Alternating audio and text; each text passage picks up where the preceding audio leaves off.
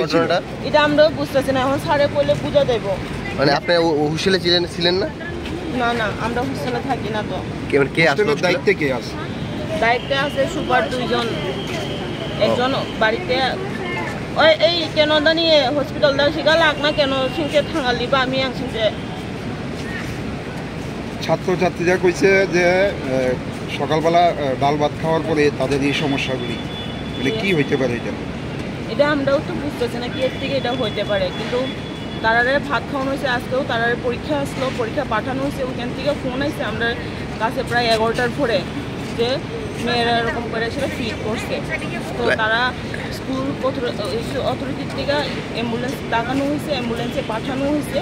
এখন আমরা আইসি, আমরা হোস্টেলে যারা সুপার ইনচার্জ আছে সবাই সবাই সকালবেলা কি খাওয়া দেওয়া হয়েছে? সকাল আজকে তারা ডাল ভাত আলু দিয়ে সেটা ডাল ভাত খাওয়ানো হয়েছে। এখন পর্যন্ত কতজন আইছে? এখন আপাতত 6 জন আছে। অবস্থা কিরকম তাদের?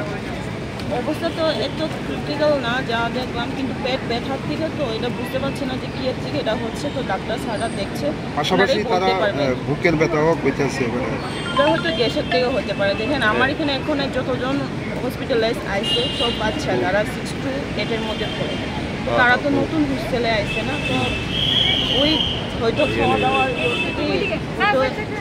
গ্যাসের প্রবলেম দিয়েও বুকের ব্যথা হতে পারে। আমরা গ্যাসের প্রবলেম হলেও তো বুকে ব্যথা করে না। আপনি কি দায়িত্বে আছেন এখানে?